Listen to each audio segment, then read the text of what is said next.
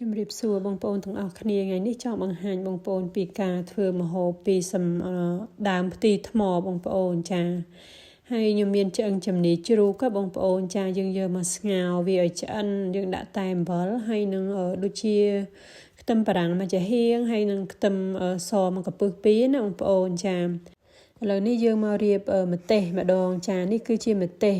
អាទូចអាធំហ្នឹងគឺវាហឹលចាប៉ុន្តែអាទូចហ្នឹងហឹលជាងអាម្ទេសធំចាហើយម្ទេសដាក់តាមចំណូលចិត្តទេបើបងប្អូនចង់ញ៉ាំរៀងហឹលដាក់ម្ទេសច្រើនចឹងទៅណាចាបើថាមិនសូវទេយើងដាក់ល្មមទៅយើងមានម្ទេសហ្នឹងប្រហែលជា2-3ខាំអីទេចាដោយសារខ្ញុំធ្វើរៀងច្រើនដែរ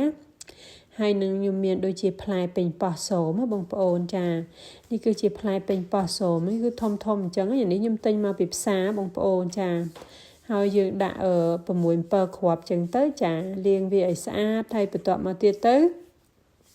យើងយកវាទៅក្លុកបងប្អូនលាងវាឲ្យស្អាតចានេះទៅពេញប៉ោះម្ទេសហ្នឹងលាងឲ្យស្អាតដូចគ្នាចាហើយមិនបាច់កាត់អីទេព្រោះយើងយកទៅក្លុកហ្នឹងវា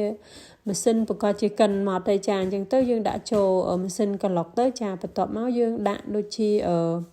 ខ្ទឹមបារាំងមួយចំណិតទូចទៅចាហើយនឹងតែប៉ុណ្្នឹងចាហើយនឹងចាក់ទឹកស៊ុបបងប្អូនទឹកស៊ុបដែលយើងបានស្ងោរឆ្អឹងជំនីជ្រូកចាតែប៉ុណ្្នឹងហើយនឹងអំបិលបន្តិចទៅហើយយើងយកវាទៅក្លុកទៅ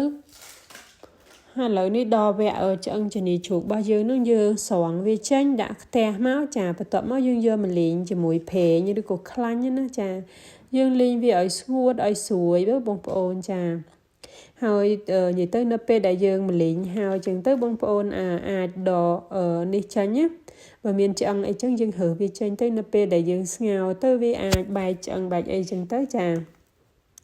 ហើយបន្ទាប់ពីមលីងហើយគឺមានប្រេងមានខ្លាញ់អញ្ចឹងបងប្អូនដួសវាចេញអស់ចាដួសចេញអស់ហើយទៅបានយើងចាក់ទឹកស៊ុបយើងចូលបងប្អូនទឹកស៊ុបជាមួយនឹងទឹកប៉េងប៉ោះពេញប៉ោះសមួយម្ទេសមួយអីហ្នឹងចាយើងចាក់ចូលហើយយើងរំងាស់វាទៅចាហើយបើនិយាយពីរសជាតិវិញយើងភ្លក់តាមចំណូលចិត្តទៅចាបើសិនជាបងប្អូនញ៉ាំប៊ីចេងដាក់ប៊ីចេងអញ្ចឹងទៅចាប៉ុន្តែខ្ញុំដាក់តែអំបិលទេដោយសារមុខម្ហូបហ្នឹងគេធ្វើតែអញ្ចឹងឯងបងប្អូនណាមួយគ្រួសាររបស់ខ្ញុំគាត់ញ៉ាំតែរសជាតិអញ្ចឹងទេអត់ដាក់ប៊ីចេងឬក៏ស្ករថែមទេបងប្អូន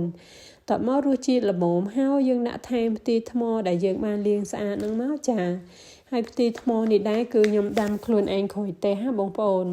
មិនដាំទេដុសខ្លួនឯងបងប្អូនងាយស្រួលណាស់បន្លែមុខហ្នឹងចាហើយទៅយើងទុកឲ្យវារៀងលួយតិចទៅចាតែប៉ុណ្្នឹងឯងបងប្អូនរួចរាល់ហើយឥឡូវនេះចាមើលមកតំណើងឯងបងប្អូនខ្ញុំដឹងថាបងប្អូនមើលអត់ដែរញ៉ាំទេចាប៉ុន្តែផ្ទីថ្មហ្នឹងពិតជាអាចញ៉ាំបានណាចាហើយមានវីតាមីនល្អណាស់ក្នុងផ្ទីថ្មហ្នឹងណាចាហើយហ្នឹងក៏មានអីទៀតដែរចាមានតែប៉ុណ្្នឹងទេអរគុណរាល់ការតាមដានវីដេអូរបស់ខ្ញុំចាជម្រាបលា